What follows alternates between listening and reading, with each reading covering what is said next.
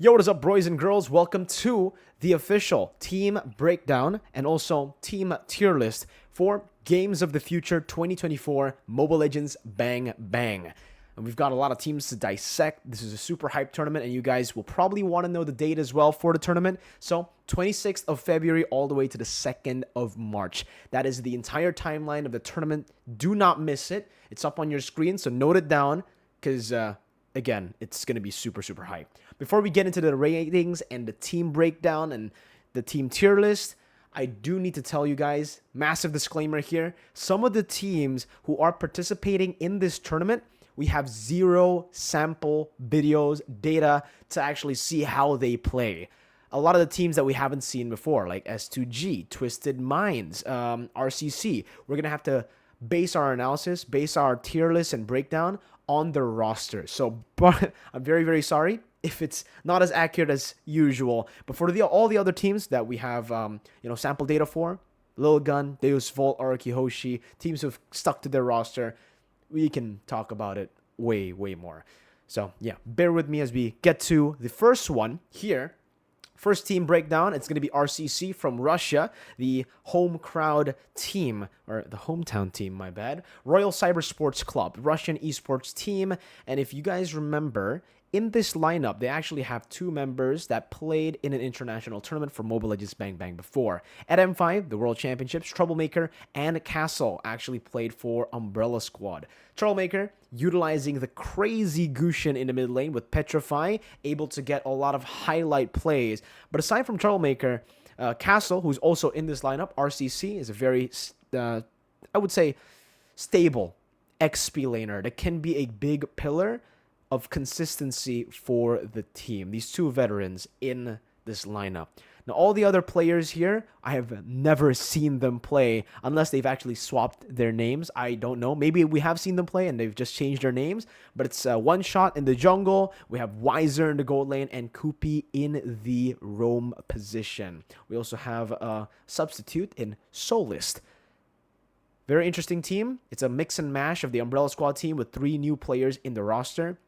I think in the Umbrella Squad roster, who really, the member who actually really stepped up was obviously Troublemaker, Castle, but a notable mention to Marl as well, their jungler. Very sad to see that Marl will not be playing in the Games of the Future tournament here, not in part of the roster of Royal Cyber Sports Club, but you can expect this team to have a lot of pocket picks. Troublemaker in particular in the mid lane. With how dynamic the mid lane is right now, it actually feels like great mid laners, playmaking mid laners will be able to be a bit more crafty now in this meta. And I think Troublemaker definitely has the tools to be able to go up against, the great mid laners that we have across the world, especially Southeast Asia.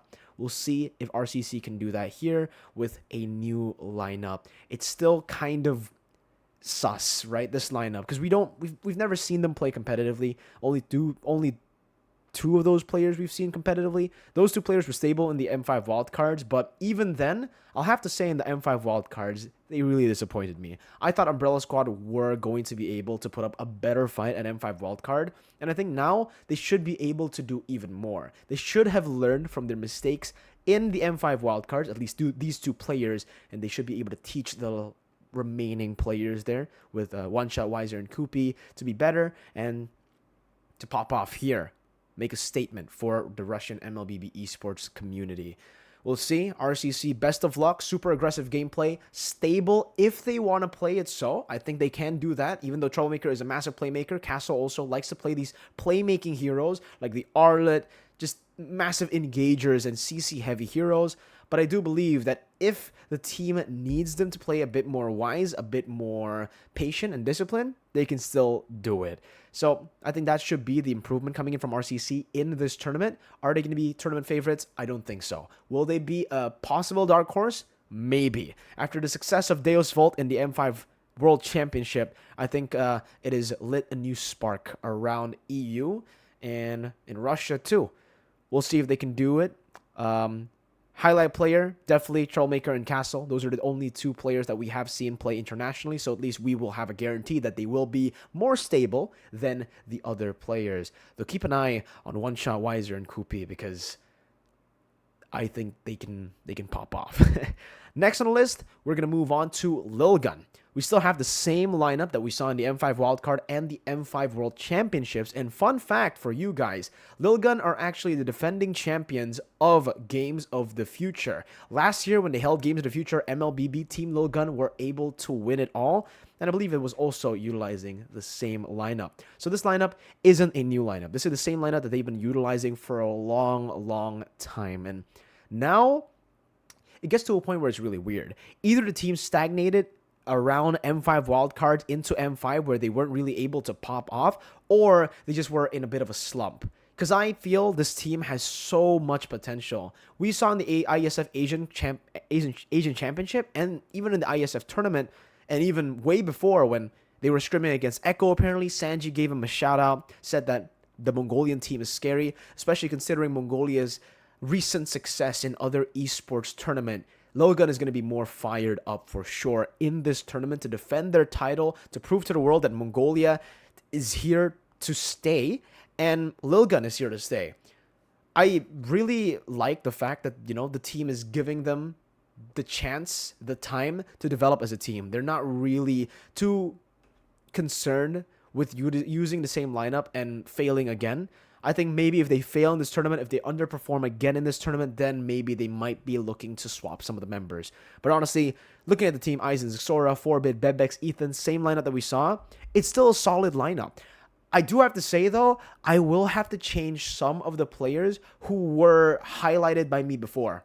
Because at the M5 wildcard, at M5, even in ISF and ISF Championship, Asian Championship, the two members that caught my eye were Aizen and Forbid. So I've just been a big Aizen and Forbid fan across, you know, those tournaments. After M5, though, however, I'll have to change it. The two highlighted players for this team, the two players that you need to look out for, Ethan and Bebex. Bebex, his spacing in these team fights, right? He can make the dumbest play possible by flickering forward, but it actually becomes the most amazing play because of his mechanics. This man has the mechanics to pay the bills, man. He is insane. Ethan is a good mix of the two. His macro gameplay, his decision making, and his mechanical prowess is phenomenal. Not to mention his hero pool, which has been rising super fast. I can't wait to see what LilGun has to offer now in this tournament after, you know, their experience playing in the World Championship at M5 and even winning an M5 wildcard. I think they were the best team in M5 wildcard. So coming into M5, I actually thought they would do a bit better, but then they were put in the group, which is pretty hard. But, you know, aside from that, Team LilGun, those are the two players. Expect them to play very aggressively, playing towards the XP and gold lane. They can do both. Zixora is mainly a utility jungler. We don't see him on Assassins too much, so he actually is going to be playing towards these side lanes. Expect them to play one side strong lane, either XP and gold lane, and try to funnel at whoever gets the winning lane. So say Bebex gets the better matchup, you'd expect them to actually just put in all their resources or most of their resources to get him funneled up and to carry the game in the mid game. But if they actually get a winning lane for Aizen, not even a winning lane, let's say just Aizen getting one of his comfort picks, a setup hero, damage dealer, or CC heavy hero with the playmaking capabilities, you can expect them to contest for every single neutral objective. Very dynamic style, that's why I like them, but it's still very skirmish heavy. They are relying heavily on those skirmishes to get the job done. When they're going up against heavily macro-centric teams, that's when they really struggle. And that's what happened in the group stages of M5. They were losing in skirmishes. They didn't know how to get out of these losing skirmishes, of the losing position, and they end up just losing it flat out against the, you know, more, the smarter teams. I think we'll put it that way. I think we'll definitely see an improvement when it comes to macro play, because that's something they need to fix on, but again, their strengths should still be their skirmish, pick-off, fighting kind of gameplay. The Mongolian charge. We'll call it that for now. And perfect time to move on to the next team, Deus Vult. Also, pretty similar lineup to the one we saw at the M5 World Championship. It's still going to be Kid Bomba, one player from Germany. In this lineup, Magister in the jungle, Sunset Lover in the mid lane. Hiko, though, is the change. If you guys remember, they actually utilized Carvey in the gold lane for the M5 World Championship. A lot of people have been saying in the comments of their performances that Carvey was the weakest link in the team. So maybe with Hiko popping into this lineup, Deus Vult will be even more solid, or maybe contenders. I don't know. Sawo, obviously still the roamer. And when we look at this lineup, we're looking at a lineup now that a lot of people will be expecting to do better than, well, to do good at least, you know? Because coming into the M5 World Championship, even though I don't want to take anything away from Deus Vult, they also kind of had like the BTK buff. What is the BTK buff? Oh, actually, let's go way back and call it the Burmese Ghouls buff. What is the Burmese Ghouls buff? It's the buff of teams just completely underestimating you, right? And for Deus Vult, a lot of teams, I will have to say, underestimated them. Just like a lot of teams in M3 underestimated BTK, didn't really see them as a threat, and got completely demolished by the team because they were just not prepared. They were looking at them, underestimating, and then losing. Same thing happened to the Burmese Ghouls at M2. Not a lot of people were looking at the Burmese Ghouls. A lot of people were looking at Indonesia and Philippines and Malaysia. Guess what? Burmese Ghouls came to play, showed the world their new and, you know, crazy metas. But for Deus Vult, it's a bit more stable than that, right? For Burmese Ghouls, they utilized a lot of cheese, utilized a lot of crazy new metas that they invented. For Deus Vult, they just played a very good game. They were stable in whatever they did. Neutral objective control, team fighting, even their macro gameplay, though it did seem like they were just completely outclassed macro-wise against the bigger regions like Philippines and Indonesia. Maybe not GeekFam, but, you know, ONIC, AP Bren, and Blacklist. They still played a damn good game of Mobile Legends. I do believe, after speaking to Kid Bomba as well during Breakfast of M5, it's the nerves sometimes hitting them. They sometimes just, you know, for some reason, when they win in the early game, they're not really able to transition the snowballing in the early game to that mid game and ultimately win in that mid to late game stage. So that's something that they'll definitely be looking into. I think with the change of Hiko in the gold lane, that's something that they are trying to improve, getting a carry that can actually carry them in the mid to the late game and hopefully close it out. For Deus Vult, expect them to play with Kid Bomba as the engager. Sawo is more like, sure, I mean, Sawo and Kid Bomba can definitely like swap their roles. If Kid Bomba gets Terizla, you can expect him to be the main engager, and Sawo will be the one who actually follows up with that engage. But if Kid Bomba gets something more like a Dairoth, you will expect Sawo to engage with Kid Bomba, facilitating that. And that is where we're going to move to the highlighted players. We gotta say Kid Bomba. Bomba is still one of the highlighted players for Deus Vult. And I think for the next one, it's really tough to choose because I feel Magister played a really good game. Sunset Lover, amazing. Sawa, also amazing. I'll have to say, if we can only have two highlighted players, right, to make it fun. I'll give it to Sunset Lover. The way he played, it was phenomenal in the M5 World Championship. The Lilia, the Novaria, everything he played, even the Valentina and the Faramis, he was able to make crazy defenses happen out of thin air. He was able to make crazy plays alongside Kid Bomba. But I do have to say this, right? Even though Kid Bomba is known for that Bomba mentality, I don't know why, but in later stages, I don't know if they just got completely outclassed or if it's a mental problem. That Bomba mentality was present all the way until the semifinals, right? And then I don't know what happened. The team needs to try to understand that they are one of the contenders. They are one of the contenders to win games in the future now. And if they are coming into this with that confidence, I actually have no doubt that, you know, they will perform well. No doubt at all. So that's what I'm expecting for Deus Vult. I really, really hope that they do better now. You know, it's kind of home country advantage as well. Maybe not for Bomba, but for the rest of the team. So yeah. Hopefully, we get to see Deus Vult use their crazy, aggressive team fighting playstyle and win out again. That's also their style, by the way. Team fighting, neutral objective control over and over and over again. That's why they were a really good match against GeekFam, because that's GeekFam's lineup and GeekFam's playstyle too at the M5 World Championship. Let's move on to the next team, RRQ Hoshi. With Banana, Irad, Clay, Skylar, and Brusco. You guys probably know the changes that RRQ Hoshi have made to the lineup, with Irad and Brusco joining in the lineup.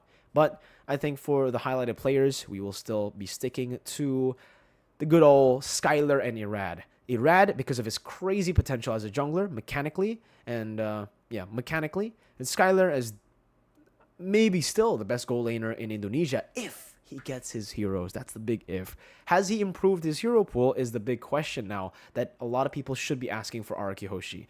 Because we've seen multiple times in MPL Indonesia, sure, he kind of proved a lot of the haters wrong by utilizing Bruno after 5 of his heroes have been banned out in the regular season of Season 12. I forgot which match it was they were up against, like who they were up against. I believe Bigatron. But yeah, 5 heroes were banned out. Still was able to pick up the Bruno before the Bruno was meta, and he popped off on it. Still though, it's one of the weaknesses for Skylar. He's an S tier Claude, he's an S tier Beatrix, he's a good Brody, and then he's an amazing Bruno. But now I don't know, right? Has he learned new heroes? I don't know. Is the 1-1 going to be good on him? Or, these other heroes, like even the Ixia that's creeping in the meta now, going to be good? The gold lane is a very important role. If you get banned out completely, mid to late gets really tough for a team. And that's where Skylar usually gets bullied. No doubt, though, if he gets his heroes, he will be able to carry hard.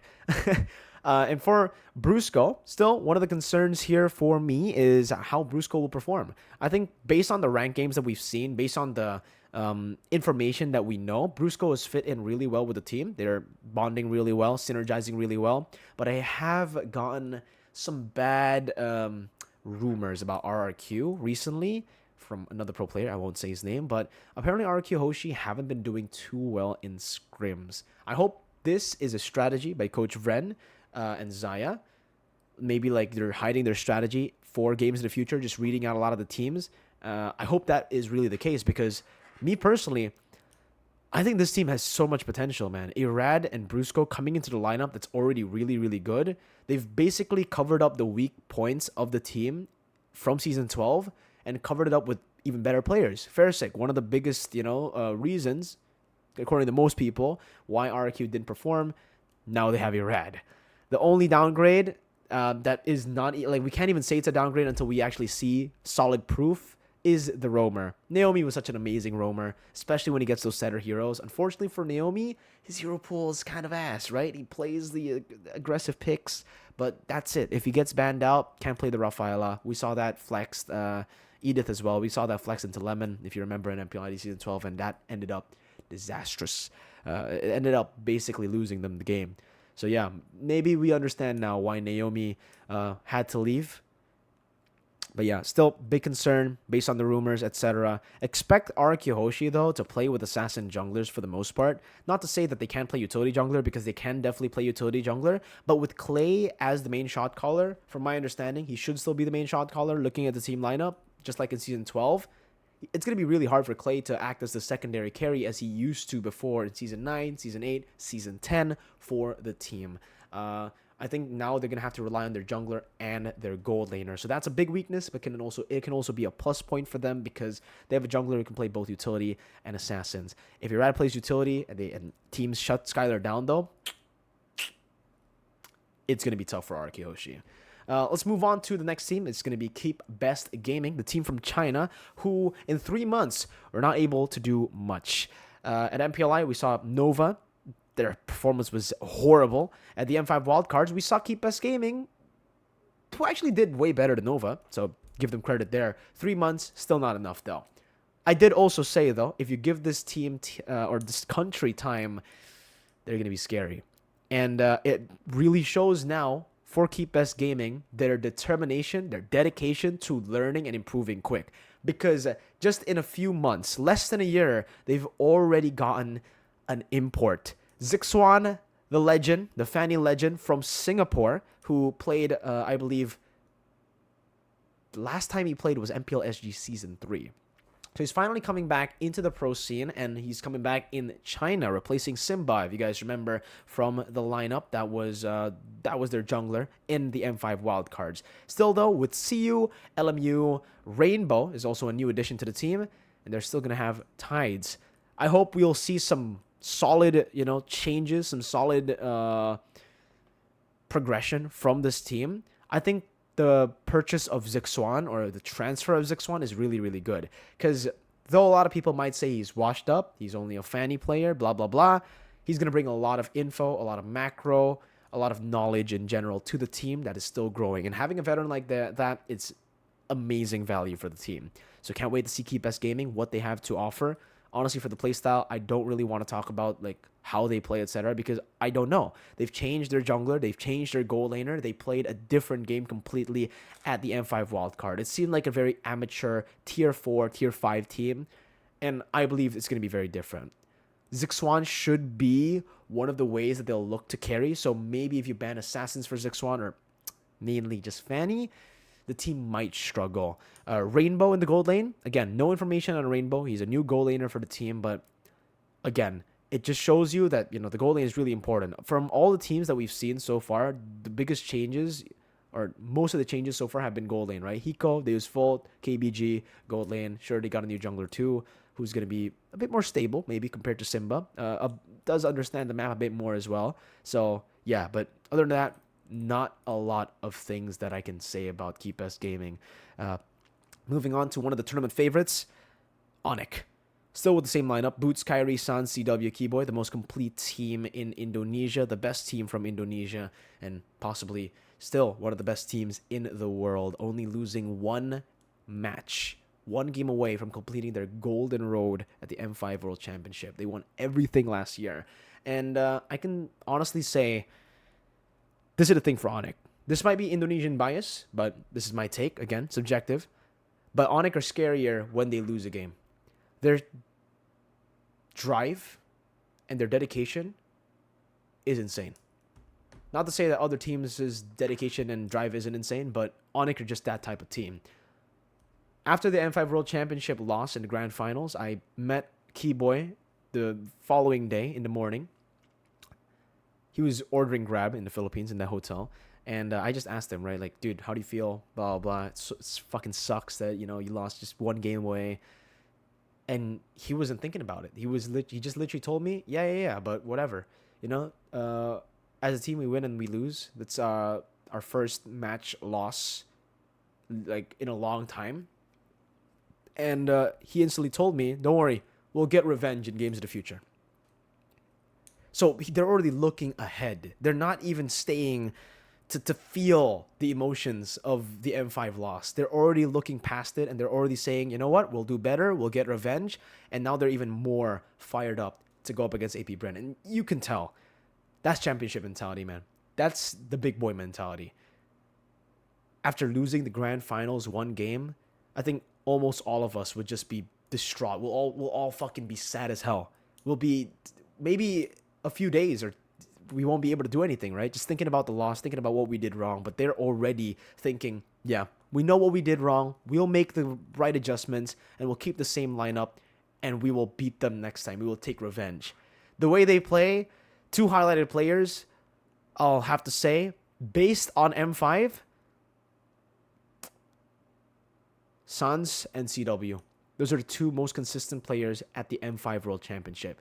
Sans is, in my opinion, still the best mid laner in the world. This guy, mechanically, is disgusting. He is a fucking god, bro. Especially when he gets his picks. Now, unfortunately, at the M5 World Championship, when he doesn't get his picks, he wasn't able to fully carry the team, right? I still think he's the best mid laner in the world, but some of the other picks should be a bit better for him now. He should have learned from his mistakes as well, because when he didn't get Lilia, when he didn't get Novaria, it was kind of a struggle for him to play at the same level against AP Bren in the grand finals. That was one of the ways that AP Bren were able to actually beat ONIC. Also, Boots was one of the reasons, because of his hero pool, because he had to cover for the rest of the team in terms of how they played. The rest of the team was already basically like, you know, carries, damage dealers, so he had to be the butt of the team. He had to be the one engaging. He had to do all the dirty work, though he did make a lot of mechanical mistakes. And I have to say, as a Boots fan myself, those are mistakes we don't usually see in MPL Indo, heck, in MSC, even at Snapdragon. He's usually one of, if not the most consistent member on the team. He's maybe doesn't have as high highs as Kyrie, Sans, for sure, or even Keyboy, but he's always there as a stable pillar. He's always there to fill. But it's Sans and CW. But you all know that the main highlight is still Kyrie. Now that the meta is going back to Assassin, At M5, it's Suns and CW, but I think it's about time we see Kyrie on those assassins again. It's about time we see the best player in the world. I did say Suns was the best mid laner, but I still have to say Kyrie is the best player in the world.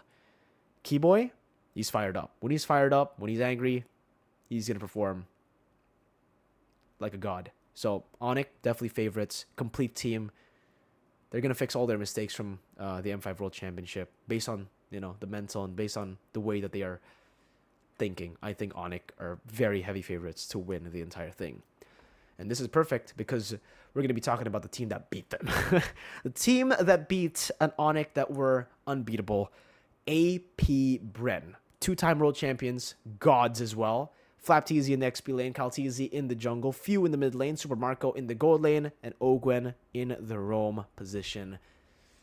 This, honestly, after that M5 win, scariest team to look at right now. Because they were able to beat ONIC. I said all the good things about ONIC. And still, AP Bren were able to beat them. So, what is there to AP Bren? What makes them so special? What makes them better than ONIC? I don't know. No, dude, I don't know how to describe or how to put it into words, right? Or maybe this is the best way to put it into words. ONIC may have the best mechanical players individually. Well, maybe not in all roles. FlapTZ did outclass Boots. And, yeah, like they were able to go blow to blow. Ogwen was able to outperform Keyboy in the grand finals. Super Mirko went 1v, like, was basically like the same as CW in the grand finals. KalTZ, more consistent than Kyrie in the grand finals of M5. But again, let's go back to, on paper, individual mechanics. Kyrie, Sans, Keyboy, those three, I would say, are better individually, mechanically, than KalTZ, Few, and Ogwen.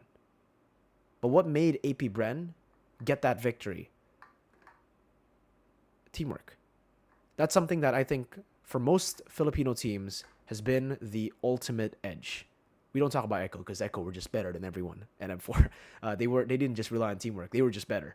But for AP Bren, for Blacklist International, for a lot of the teams that we've seen find so much success from the Philippines, it's teamwork. It's synergy. It's simple, right? Whenever we look at AP Bren, the way that they play, it looks like it's always just natural. Their discipline, their mentality, their teamwork. They work better as a unit than ONIC did in the M5 Grand Finals. Even though ONIC had star players, better individual players mechanically that they were able to show off in the upper bracket finals, AP Bren's adaptation on top of their discipline and their teamwork just became a more solid way to win games compared to ONIC's bombastic, flashy, and very heavily teamfight micro-reliant style. That didn't work for them in the grand finals. That's why they had to put Kyrie in the end on the utility heroes. If you remember in M5 Grand Finals, Kyrie was given the Hayabusa, but he wasn't able to do much on that pick because of just AP Bren's stability. The way that they were able to adapt into that style, the way that they were able to work as a team to stop Kyrie from being a threat on the Hayabusa. And ultimately, he became a non-factor in that game on Hayabusa. Had to go on the utility, had to give the rest of the team the opportunity to carry the game. I know it sounds simple for AP Bren, like why they're able to beat, but that's just it, right? AP Bren are just better because they're a better unit. They're better as a 5. And it's never a 1v1 game. It's always a 5v5. So that's why Filipino teams and mainly AP Bren were able to beat ONIC. We'll see if they can do it again here. I think with their win over ONIC, it's a massive boost towards their mentality. And I think with this, we can actually see a new age of AP Bren where their players, we did say macro, team fight, teamwork, we're all better. But we can see now with more confidence that they might be able to match or even beat ONIC mechanically. That will be scary. If they're able to do that, goddamn, we're going to see a dynasty, bro. Yeah. 2 highlight players for me on this team. It has to be Super Mirko and FlapTZ, the 2 side lanes. And for both of them, they actually have a very similar style. Flapteasy in lane, I would actually say, aside from Paquito, his Paquito laning is phenomenal. But aside from Paquito, he doesn't actually play for the lane. In lane, he actually, can get bullied. He can lose the lane. But it's his spatial awareness in these team fights, man, that makes him super scary. He's always able to find the right pick, the right play at any given time, even if he's 0-7, which is ridiculous. Usually when you're 0-7, you're just fucking tilted. You don't know what to do. You don't know who to pick off. But Flapteasy, he just stays clear. And it's the same for Super Mirko. In lane, though he is a threat to most goal laners, against the top tier goal laners in lane, he just plays it safe. Sometimes he gets bullied. He plays the Claude, he plays the weak side of the map, but he always farms like a god. The team could be losing, but Mirko will never be behind. Something that, CW shares a trait with Super Mirko is that, how they're able to just be so consistent even when the team is down. I did say Super Mirko was the best goal laner in the world coming into M5. I will have to say right now that Super Mirko is still probably the best goal laner in the world coming into games of the future. Yeah, I'm a big Super Mirko fan. I got his jersey. I traded my Bigatron jersey for his... I actually did. I traded the jersey for his Super Mirko jersey. One big issue, I don't know if it's going to be an issue for both these teams, ONIC and AP Bren, is the fact that they don't have they don't have a part of their coaching staff. For ONIC, losing Yeb, don't know if it's going to be a huge blow to them. For AP Bren, losing Bren. We'll see how both of these teams perform, because AP Bren still have Ducky, ONIC still have Adi. In the draft, in the way they play, I think it might be a stylistic change for ONIC. For AP Bren, not so much. I think with Ducky and the team, they will still play the way that they did with Bren. Let's move on to the next team, which is going to be Team Flash. Crazy changes from Team Flash. Diablo move was a massive one. Hades still in the team, the best jungler in SG. Curteasy, another change, and it's in the mid lane. Vanix and JPL, no lolzy. So in total, they have 3 roles that have changed. Adamir in XP, now Diablo. For the mid lane, now Curteasy. And for the roamer, it was lolzy, and now it's JPL. How's this team going to do? Zero clue. We've had 0 scrim data. We've seen 0 tournaments where they have performed in the preseason. So we're coming into this blind. This is one of the teams that I said in the disclaimer might not be as accurate as I try to analyze, because we don't have any data on them. Based on the roster, individually, they should be better, right? Maybe in the roam department, not so sure. JPL has always been a solid roamer, but he's always been a bit more gimmicky, right? Lolzy is a better standard roamer. When you're looking for a big, strong engager, it's Lolzy. JPL, a lot of utility picks that can actually help the team. I think we are all thinking about that P and K, that Popol and Koopa in the Asian or SEA games. Yes, sir. Yeah, but he brings out a lot of crazy picks. I'm very excited to see JPL back on the pro stage or in the international stage. For Curteasy, though, I do believe it should be a bit of an upgrade in that mid lane. And for the XP, now Team Flash will have a lot of problems to bring to other teams. A lot of teams against Team Flash will just ban out Hades. Now that can no longer be the strategy, because they will also have to respect Diablo. Now, a lot of people might think Diablo, oh man, overrated. He's really good on Madang and Khalid, but that's it, right? If you ban those 2 out, he's done. The main problem for Flash was Hades keeps on getting banned out. Now that they have to target more players, Curteasy, Hades, and Diablo, it's going to leave a lot of openings. And that's where Team Flash can really, really find an edge. I'm looking forward to see this Team Flash. I'm looking forward for... This is basically SG Super Team, right? I'm really looking forward to this.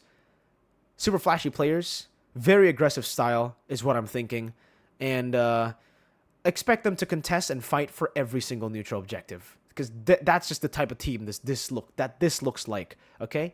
2 highlight players, I will say, is Diablo and Hades.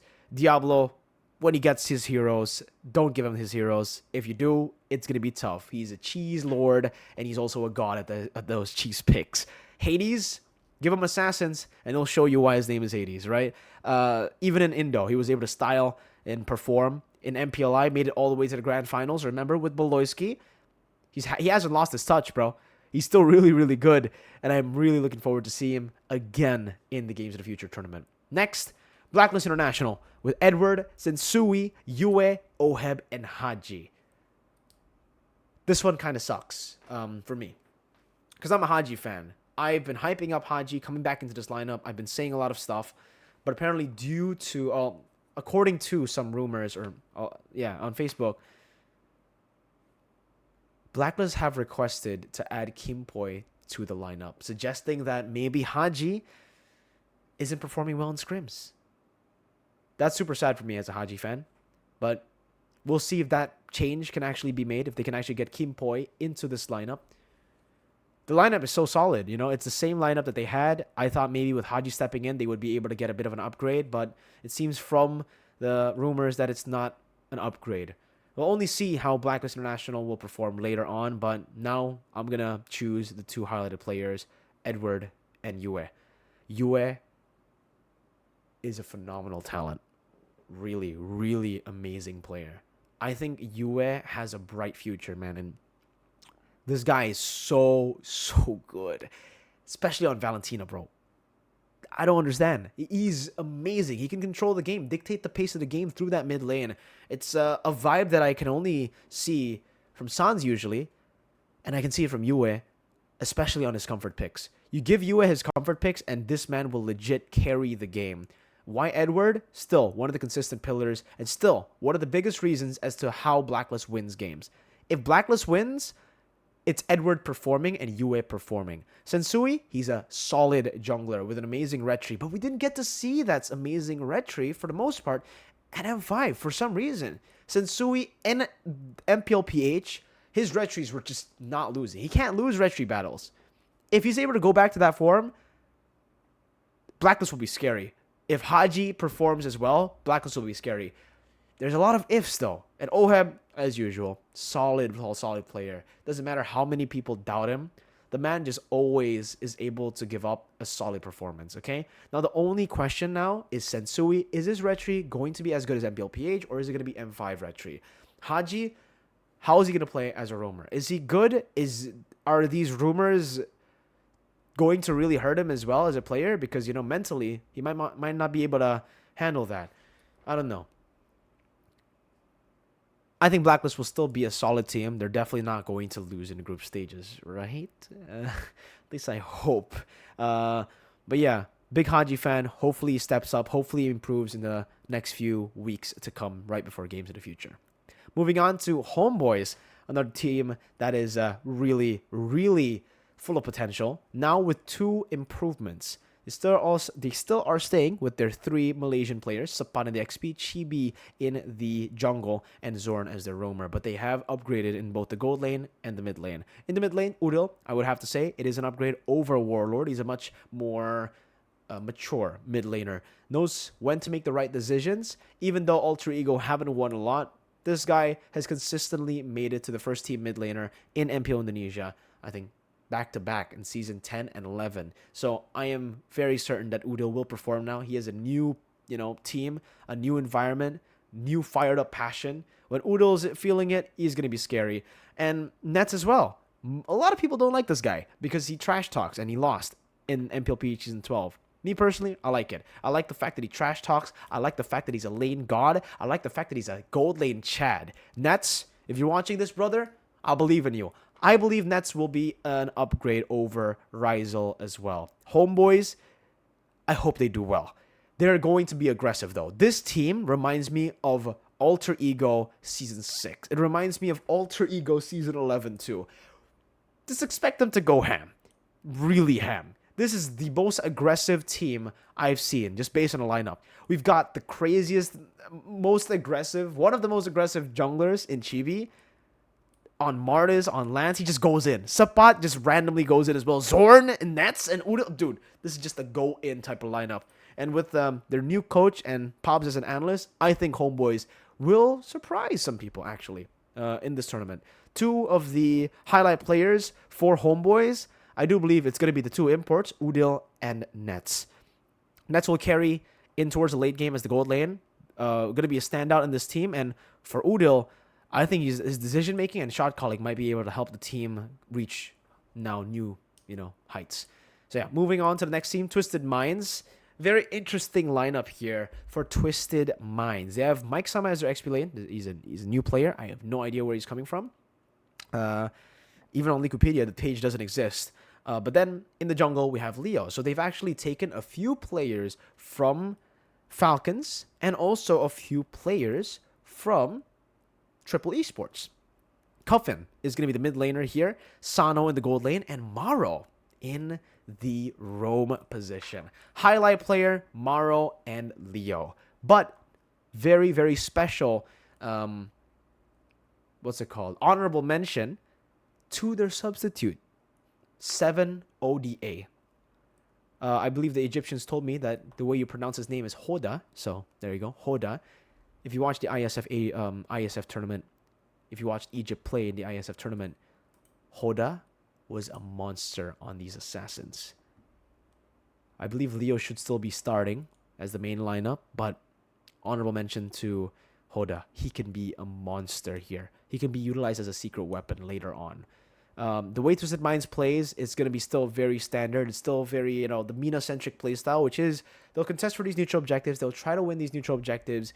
And mostly that's it. Maro, still heavily pick-off oriented player. When you give him the Franco, when you give him the Kajas, when you give them these kind of picks, he's able to dictate the game. But it only is good when the team is able to follow up his plays. We'll see with Leo, Cuffin, and Sano if they're able to do so, if they're able to follow up. But Leo as well, I think, is one of the players. Well, okay, for most Mina teams, it's go for neutral objectives, lose out on neutral objectives, lose. Go for neutral objectives, win out neutral objectives, win. Snowball or get snowballed. Leo, though, is a very mature jungler now. The way he plays is even if he loses the neutral objective, he will just be looking for farms. So we might be seeing a new age of Mina where they are going to be more disciplined and more difficult to beat right now because they do have a few more styles to play, especially with Maro in the roam on those pick-off heroes. If he does get it, it could be a game changer for them. So that's Twisted Minds for you.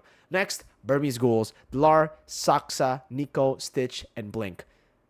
Burmese Ghouls with the same lineup with 2 changes, 2 imports, Dlar and Saksa. Is Dlar going to perform? We don't know. Will he perform? I believe in Dlar. Dlar, if you're watching this, man, I hope you perform, man. I hope you prove the doubters wrong because I'm one of your fans, man. You're cool.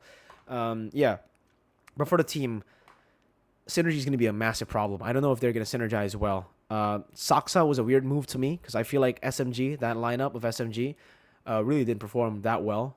Especially Saksa at the M5 wildcards. They should have won every single one of their games without losing at all. They were up against subpar, like tier 3 teams, basically at the M5 wildcard for the most part. And the fact that they were losing games against them shows you just how bad they were. I was legit super disappointed at their performance.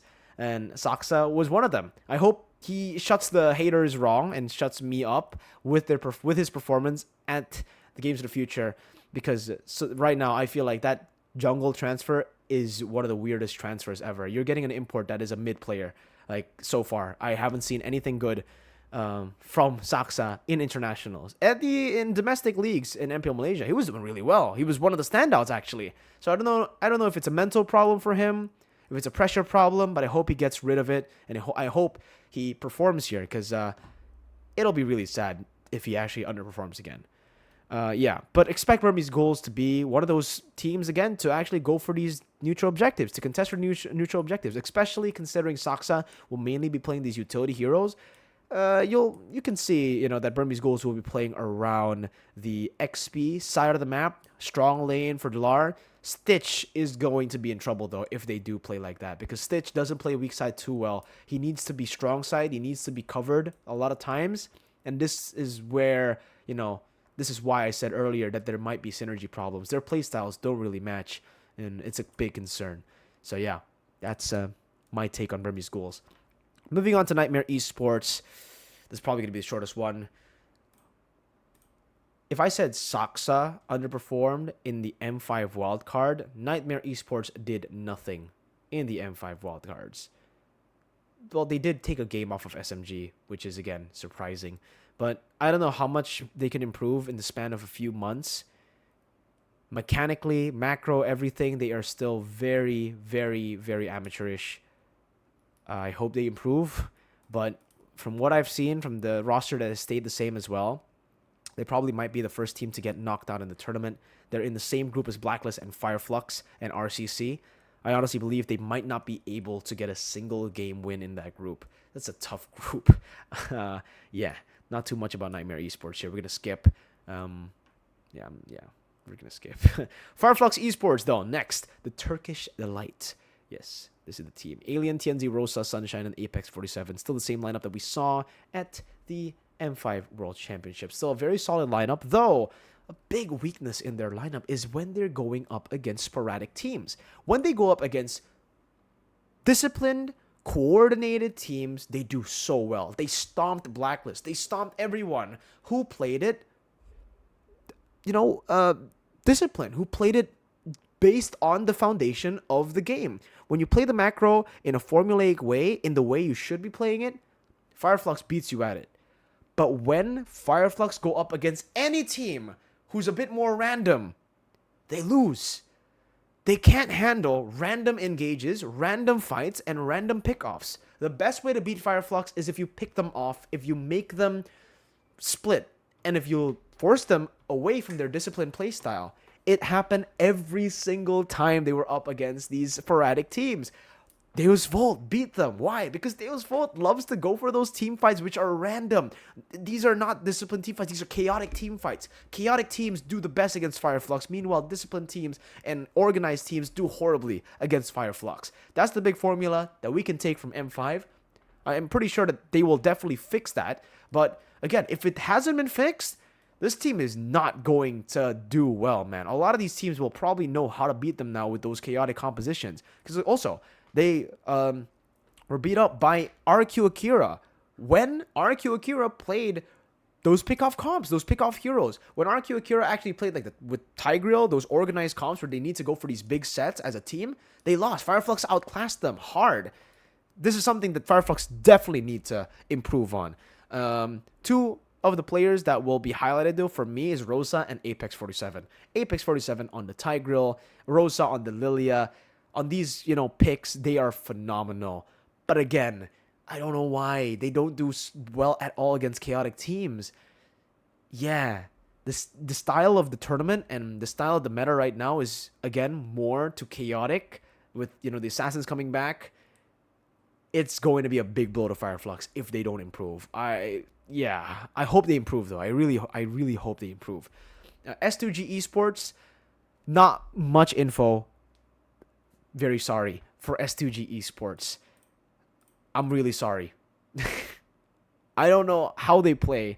This is the first time that we're seeing another Turkish team, excluding Fireflux Esports. So yeah, I'm very sorry. I don't know. I'm very sorry. If you do know something about S2G Esports, please tell me in the comment section. I'm very, very sorry that I'll have to skip for S2G Esports. Yeah, I don't want to say anything because I don't know how they play. I don't know the team as well.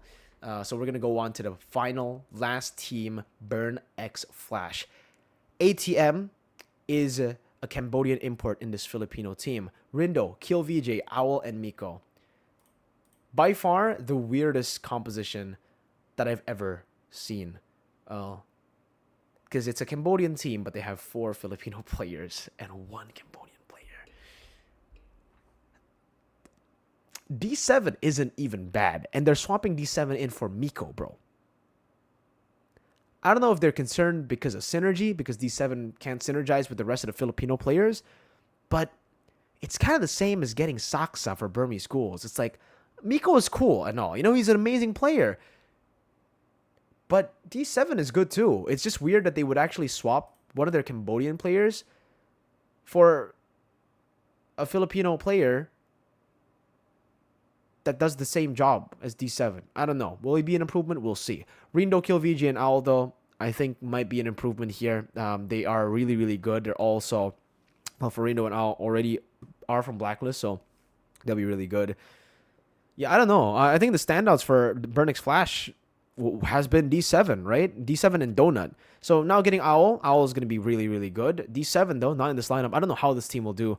I hope they do well, though, because if they don't do well, it's going to be a bigger bashing that they will receive. They're already using 4 imports that...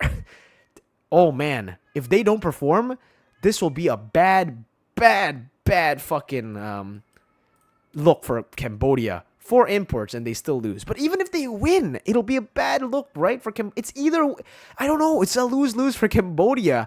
Like, for the players, it'll be good, right? Because, you know, Rindo, Kill, VJ, Al, Mirko, they'll be like, yeah, we won. If they win or lose, it just looks like a loss for Cambodia. They only have 1 Cambodian player. If they lose, it'll be like, dude, what are they doing? 4 imports and they still lose. If they win, it'll be like, oh, well, I guess then they don't need Cambodian players. They should just play with 4 Filipinos. Oh, man. Very weird BurnXFlash. But yeah, two of the standouts, Rindo and Owl, for sure. These are the 2 players who've performed the best out of every single one of them so far, and like based on the last few tournaments. Rindo is a very young and full of potential jungler. Owl is very consistent. The way they play, I have no idea. New team. This is not the same BurnXFlash that I've seen from all those years. Yeah. But that's it for the breakdown of all these teams. Hopefully you guys enjoyed. We're going to be moving on to the tier list right now.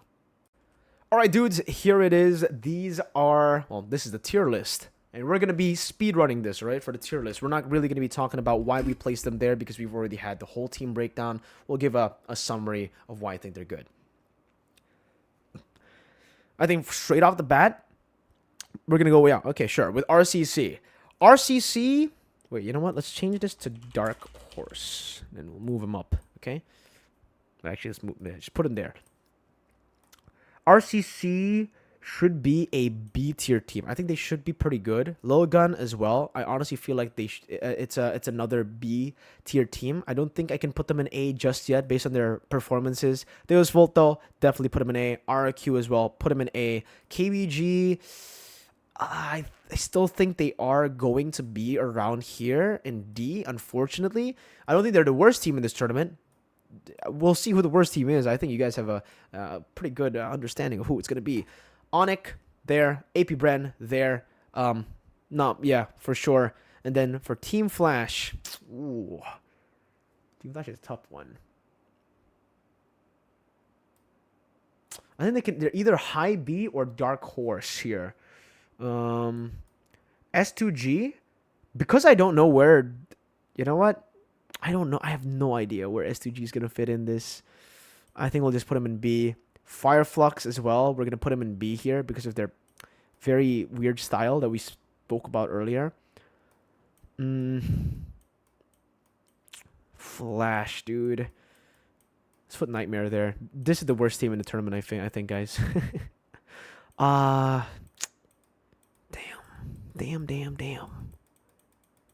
Damn, this is tough. Let's move to Burmese Ghouls first. And I think Burmese Ghouls is another B tier team. That'll be around the same level as like these teams here. Twisted Minds are probably also going to be right here or here. Like they're where do I want to put Twisted Minds? Yeah, does it matter? Okay, we're just gonna put, I think RCC should be a bit better than them. I don't know. LilGun should be better. Yeah, LilGun should be better than Burmese, I think. Okay. Homebois, I would say Homebois can actually be an A here in this tournament. Blacklist. Man, the rumors are really getting to me for Blacklist. I want to put him here so bad because I want Haji to, you know, but based on the rumors, they're like, if Haji doesn't perform and if they don't get Kimpoi, I mean, they're probably going to be here, right?